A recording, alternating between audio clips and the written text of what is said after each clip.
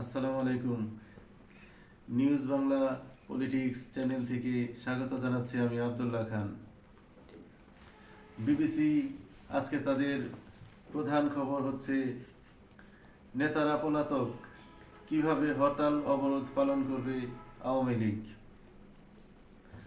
বাংলাদেশে গণ আন্দোলনের মুখে ক্ষমতা হারানোর প্রায় 6 মাসের মাথায় অন্তর্বর্তী সরকারের বিরুদ্ধে বড় ধরনের রাজনৈতিক কর্মসূচি ঘোষণা করেছে আওয়ামী লীগ। ডক্টর মোহাম্মদ ইউনূসের নেতৃত্বাধীন সরকারের পদত্যাগের দাবিতে আগামী 16 ও 18 ফেব্রুয়ারি হরতাল অবরোধের ডাক দিয়েছে দলটি। নিজেদের দাবির পক্ষে জনসমর্থন আদায়ে আগামী 1 ফেব্রুয়ারি থেকে পরবর্তী 2 সপ্তাহ সারা দেশে লিফলেট বিতরণ ও বিক্ষোভ সমাবেশ পালনের ঘোষণাও দেওয়া হয়েছে।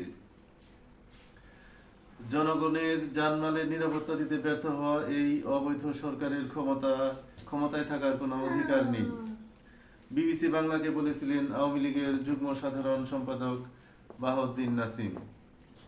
এমন একটি সময় আওয়ামী লীগ এই কর্মসূচি ঘোষণা করেছে যখন দলের শীর্ষ থেকে তৃণমূল পর্যায়ের অধিকাংশ নেতারা হয় কারাগারে না হয় পলাতক রয়েছেন। এমনকি দলটির সভাপতি ও ক্ষমতাচ্যুত সাবেক প্রধানমন্ত্রী শেখ হাসিনাও গত 6 মাস ধরে ভারতে অবস্থান করছেন। অন্যদিকে গত 5ই আগস্টের পর মামলা হামলার ভয়ে ঘরছাড়া কর্মীরাও সবাই এলাকায় ফিরতে পারেননি।